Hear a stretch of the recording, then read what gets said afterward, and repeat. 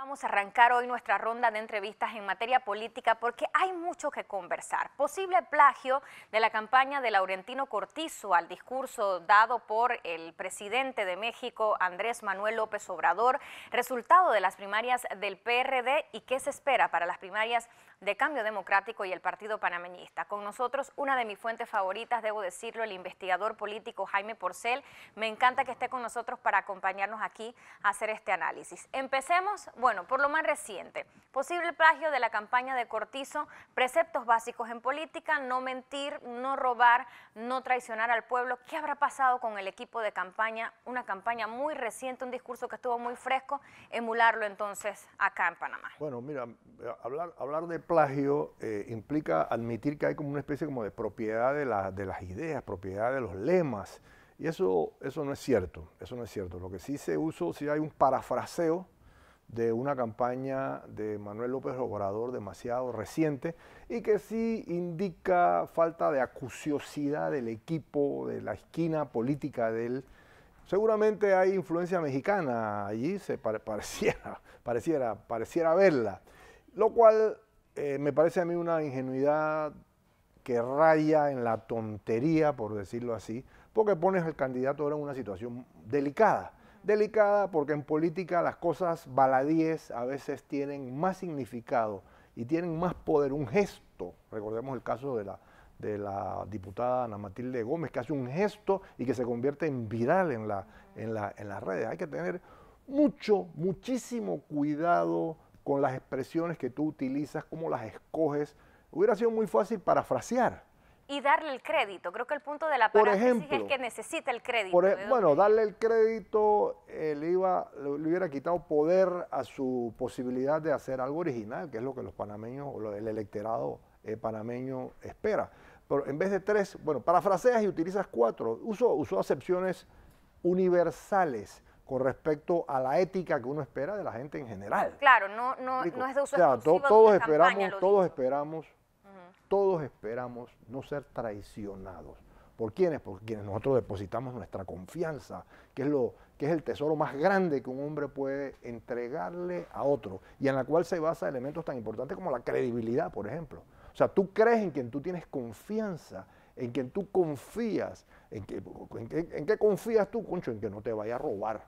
Y por supuesto que no te vaya, si voy a la derecha cuando coges a la izquierda. Esos elementos son básicos en política, pero también es importante, por ejemplo, los elementos como una persona que esté asequible, una persona que me diga yo estoy para todos, por ejemplo. Eso es un elemento muy poderoso dentro de la política. Por eso la gente dice gobernamos para ustedes, por la fortaleza. O sea, hay otros elementos que tienen una tremenda riqueza conceptual que podrían ser apelados y que en este momento, por una situación enormemente tonta, ponen al discurso de un posible presidente de la República ya en una esquina, cuando apenas empieza la... También pudo haber sido algo más afín a Panamá. ¿Puede darle la vuelta a Cortizo a esto? Bueno, hay dos posibilidades. Número uno, salir a decir lo siento en una situación baladí, en una situación cuyo valor es el valor político que le están dando los medios y por supuesto la oposición a Cortizo en este momento. Se lo saca Blandón, de hecho. Y también en una televisora hizo un análisis donde pone a Manuel López Obrador afirmándolo y luego que nada más que dice que no, mientras que Cortizo dice se prohíbe robar, se prohíbe traicionar. ¿Me explico? Por un lado, salir dando explicaciones de un elemento que en realidad pareciera a veces no tener el suficiente significado y provocar a pasar la página. Sin embargo, también por otro lado, se dice que los políticos cuando meten la pata, ¿sabes lo primero que hacen? No sacarla, dejarla metida. Entonces, ¿qué vas a exponer tú al candidato? Pasas la página y dices, bueno, esto la gente entenderá que esto es una bobería, ojalá sea así, o sencillamente sales y dices, bueno, mira, disculpe, pueblo panameño. Yo creo que la decisión hay que dejársela. Hay que suponerla, hay que dejarla a la sapiencia del equipo que debe acompañar a uno de los candidatos con posibilidades para la elección 2019. Y que, hombre, ha de haber responsabilidad del equipo claramente. Un candidato no elabora el discurso solo, tiene un equipo detrás haciéndolo. Hay injerencia del mismo, pero tiene un equipo detrás, lo tienen todos, ¿no? Bueno, ¿qué hacemos con ese equipo? Eso que lo decida él. Eso que lo decida la campaña. Vamos a pasar al otro tema inmediatamente. Resultados del PRD, justamente, bueno, el protagonista tiene que ver nuevamente acá, Laurentino Cortizo. Dicen por ahí números que meten miedo. Esto generó un comentario casi iracundo o un comunicado casi iracundo del partido panameñista. ¿Cómo aprecia usted el resultado de las primarias del PRD? Bueno, iracundo quiere decir que hubo una emoción ahí adentro. Yo he hecho el siguiente análisis. Tomé los votos, impresionante la participación, ¿eh? Ese 60% es increíble, es tremenda participación, indiscutible, innegable. Hay que celebrar que han sido capaces de montar una estructura que sacó a votar a un número casi récord, podríamos decir, de su membresía, de sus adherencias. Sin embargo, déjeme decirle que yo he hecho un análisis de los números de Cortizo. ¿Qué ha sucedido con esos números? Esos números representan, si le quitamos a la población electoral de posibles votantes, que está cerca de los 2.7 millones para el año 2019, nosotros le quitamos el 23% que ha venido siendo por ahí la abstención de los últimos años. Nosotros quedamos con cerca de 2 millones de posibles votantes. Si nosotros le aplicamos a la proporcionalidad de la gente que votó específicamente Nito Cortizo, tenemos que representa el 10% de la votación. Si utilizamos todos los que votaron PRD, eso significa cerca del 15% de la población electoral. O sea, nosotros podemos decir de que tiene como capital inicial entre un 10 y 15%. Si entendemos que la elección, aquí se habla de que para ganar hay que estar cerca del 30% porque van a haber 7 o más candidatos. Muy parecida en números a la del 94, me dirá usted que entiende. El 94 hubo 8 candidatos, muy parecida en números, del cual gana el Ernesto Pérez Valladares con el 33% y queda una Mireya Moscoso con un 31% ahí debajo. O sea que vamos a poner que va a ser parecida, pues vamos a utilizar el símil ya dado que creo que es la que más se parece. Sin embargo, ninguna elección es igual a otra. Claro. Fueron elecciones muy distintas. ¿Qué sucede? Tiene 15, vamos a poner entre 10 y 15%. Necesita duplicar. Ahora, apelar a los independientes, apelar básicamente al grupo de la juventud que todavía está haciendo conciencia política para rellenar, para llegar precisamente a rellenar esa botella del 30 y tantos % que le hace falta. Se dice que el estar en gobierno propone también un capital inicial, esto sería con el panameñismo o con el candidato que surja de sus elecciones entre Blandón y Echelecu, produce entre el 15 y el, dicen los que les gusta especular un poco, y yo no soy muy de especular, yo soy del campo de la investigación, sin embargo, necesito escuchar, nosotros a eso, los que los especuladores infieren como realidad, nosotros los titulamos hipótesis. Se dice que entre el 15 y el 17% te entrega el ser gobierno. Candidatos no muy buenos, como el caso de José Miguel Alemán en la elección del 2004, creo que fue cuando Endara corrió, aportaron proporciones parecidas a eso. Entonces, es cierto, o sea, podríamos decir entre el 15 y el 17%. En resumidas, en este momento, como capital inicial, el que salga electo del panameñismo, el gobierno le entregará una proporción muy parecida a lo que Nito Cortizo tuvo ahora en esta vuelta. O sea, en ese sentido hay... Don Jaime, con el desgaste que tiene naturalmente un partido... Hay otras variables, y con el costo político que va a tener aquella prohibición de traicionar, aquella prohibición de las 3 prohibiciones que hizo Nito, o sea, también, la campaña apenas está empezando. O sea, por eso nosotros decimos... falso aquí hay que medir muy bien, entiendo. Por eso nosotros hablamos de capital inicial. Marianela, nosotros por eso... Guadalupe, como te dice la gente que te quiere y te respeta. Esto estamos hablando de capital inicial político. ¿Esto qué quiere decir? Este es el cúmulo de activos que tú recibes para empezar apenas la campaña política. Esto tú puedes expandirlo si tu campaña sabe invertirlo muy bien. Puedes estabilizarlo en el sentido que ni creces ni bajas, o bien te puede suceder, según cómo se comporte la campaña, que vayas a bajar. Así que esto está todo por ver, todo por ver. Sistema. Usted me dice a mí que hay un peso, hay un lastre en el ser gobierno. Siempre lo ha habido, siempre hay un costo político, pero también vienen las obras, que eso es un activo. También viene incluso también las asunciones emocionales, que eso también son activos que tú puedes apelar. O sea, aquí nada está visto.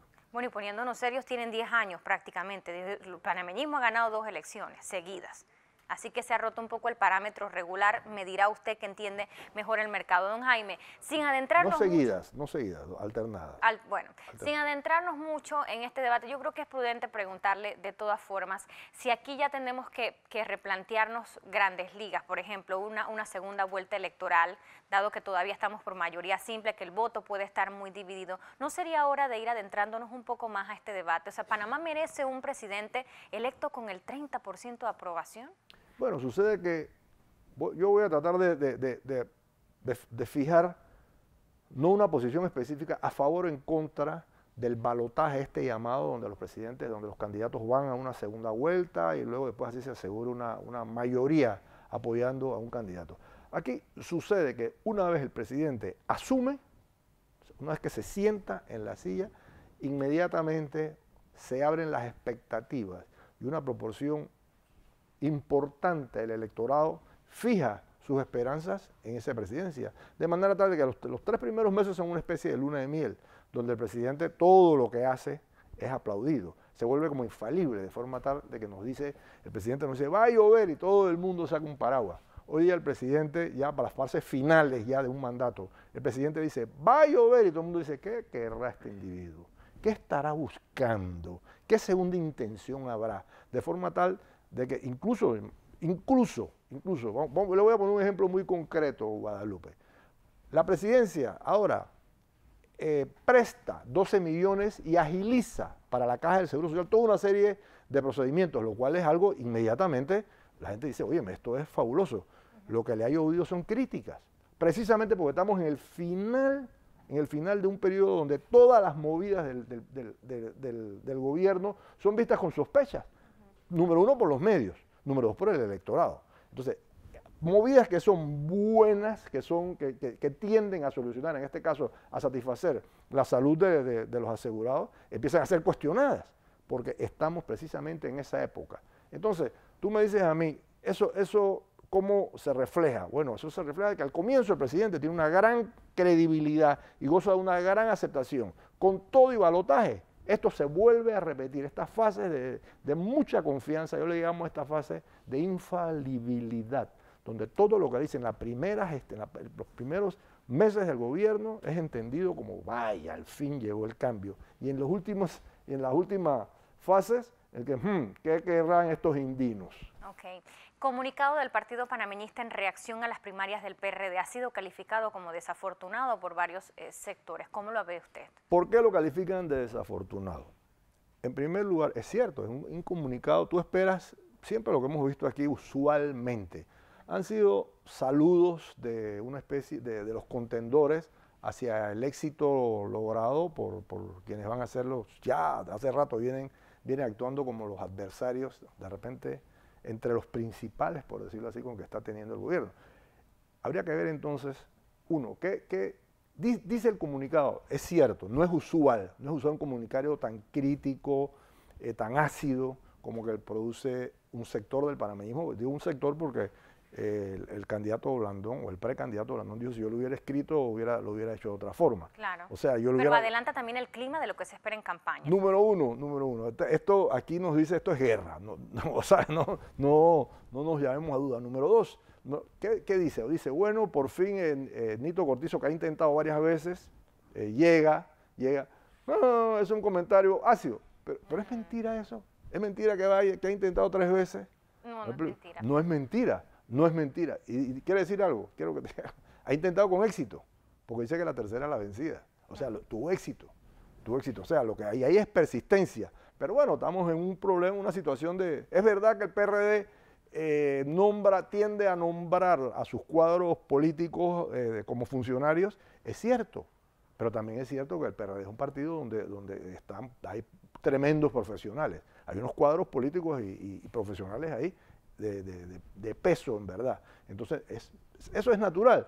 Bueno, podríamos decir que es natural. O sea, no ha dicho mentira. Lo que hizo fue un comunicado inusual, y además donde deja claro esa verdad que yo también deduje. Yo digo, esto es guerra. Aquí no va a haber tregua. ¿Podría darme usted un estimado de cuánta gente cree que puede sacar el Partido Panameñista a votar el 28 de octubre? ¿Usted cree que va a ser una participación regular o puede ser baja? Ellos mismos se pusieron como meta el 40%. Wow. 40%. No, en 40%, déjenme decirte, 40% en elecciones primarias no es malo. No, lo que digo es que están apuntando alto. Entendamos, ok, el guau ese quiere decir, o sea, pusieron la vara arriba. El 40% de eso, el panameñismo es un partido, el panameñismo no es una ideología, el panameñismo es un sentimiento, es una actitud,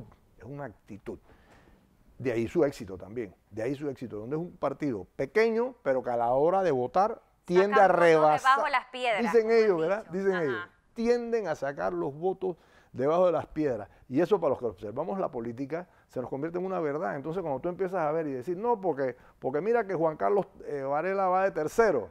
Sí, pero el día de la votación salen debajo de las piedras. Bueno, por último, ya como estudioso usted del mercado, hoy escuchábamos las llamadas, las líneas telefónicas y vemos, bueno, mucha desesperanza de la gente, prácticamente descalificaciones para todos los candidatos, los candidatos potables, no se sabe a quién creerle, no le creen a los independientes, no le creen a los partidarios. ¿Qué se puede esperar de este clima que viene en esta campaña? Si tú lees las alusiones que hace Acción Comunal en el año 1931, ellos intentan responder precisamente a esa sensación de desesperanza, de desconfianza ante todo lo político. Nosotros estamos viendo repetir año tras año precisamente, y tú lo ves en la calle. O sea, la gente no tiene sus satisfacciones primarias, el problema de su comida, el problema de la escuela de los chiquillos, el problema de los pagos de las cuentas, del pago de la luz, el pago de la casa, no las tiene satisfechas. O sea, 9 de cada 10 personas, por ejemplo, cuando tú llegas te sientas en una de las dependencias de salud, y tú le preguntas a la persona que está al lado, tú le preguntas, ¿y cómo está usted? Dice, aquí pues cansado de estar esperando las medicinas. Aquí acá a la izquierda, el otro dice, bueno, que aquí los médicos no dan citas, sino, o sea, 9 de cada 10 personas están insatisfechas. Aquí lo único que calma precisamente ese gran volcán es la esperanza. Es la esperanza en lo político, la esperanza en lo económico y la esperanza en Dios. Es lo único que mantiene sosegado precisamente esa natural insatisfacción y justa insatisfacción que tienen los pueblos. Estamos viendo emerger, así un poco cruda, lo que es en realidad lo que nosotros llamamos la cultura nacional, un sentir estereotipado, generalizado, que forma parte de un inconsciente que nos hace a todos hermanos, porque todos tenemos insatisfacciones. ¿Me explico? El que tiene 1 quisiera 2, y necesita 2 el que tiene 1, y el que tiene 4, que ya tiene bastante, que es un capaz media, quisiera tener 5 y quisiera tener 6, todos tenemos aspiraciones. Entonces, precisamente, no se generan erupciones sociales porque el pueblo panameño es un pueblo que vive de esperanzas. Bueno, y me voy a quedar con ese mensaje final. Don Jaime Porcel, investigador político, gracias por acompañarnos siempre con este nutrido análisis de la situación política nacional.